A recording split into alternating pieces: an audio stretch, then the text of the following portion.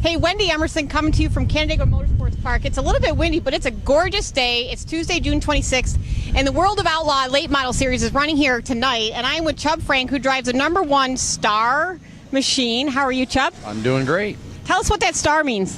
When we were first running late models, everybody had the #1, so every time we went someplace, they kept making us put different lettering on it. So my sign painter just said, well, let's just put a star in it, and that way nobody has that, and we'll never have to change it. It definitely stands out against some of the numbers and letters and things like that, so that's pretty cool. Fans might be interested to know how you got your racing start at the age of 5. I did a little bit of homework on you. Why don't you tell us that story? Well, my mom and dad and my uncle and aunt and a couple other guys' families built State Line and Erie Speedway back in the 50s. So I pretty much grew up around it all my life, and we just started. Started packing a track when I was 4 or 5 years old, and so I got like a million laps around the places. By the time I was 10 years old, but. It's just we just grew up around it. That's all. And everything that we did, like track prep and garbage pickup, whatever we had to do, that's what we did.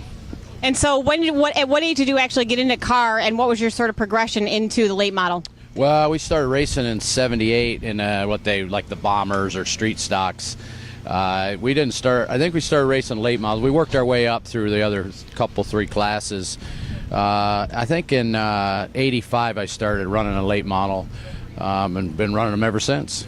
So you had a challenge in 2004. You lost your shop to a fire, and you rebuilt bigger and better. And how has your career sort of changed since then?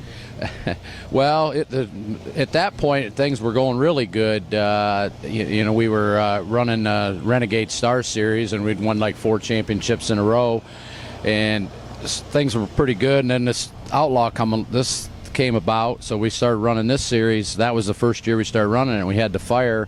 It did. In the long run, it worked out, but at the time, it sure didn't look very good.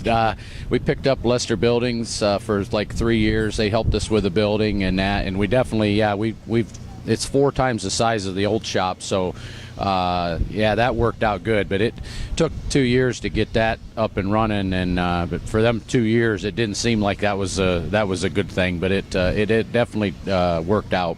So it's helped you grow a little bit. So tell us where the nickname Chubzilla came from. Well, they started that on the internet. Probably my buddy from California, and then my lettering guys that does my T-shirts, Ron Slavic. They just kind of went with it just to try it and see, and it's just taken off ever since. The kids love it. It kind of stuck. It is a fun name. So Chub, you're third in points right now. Let's see, you've had 6 top 5 finishes, but no trips to victory lane yet. What's it going to take, and how do you feel about the car going into tonight's race? Oh, the cars have been good. Both cars we've got, their newer style, what they call orange front ends, and they're pretty good. We're just missing a little bit. It's pretty hard to run. Right now, that 29 car's been pretty tough, so, if we can run in the top 5, we just keep working on it and try to get the car better every time. And so far, we just can't get the consistency. Like, we'll run good one week, and then the next week or the next race, we just have I don't want to say it's a bad night, but things happen, and you still might finish in the top 10, but you're just not competitive. It's not a good 10th. How's that?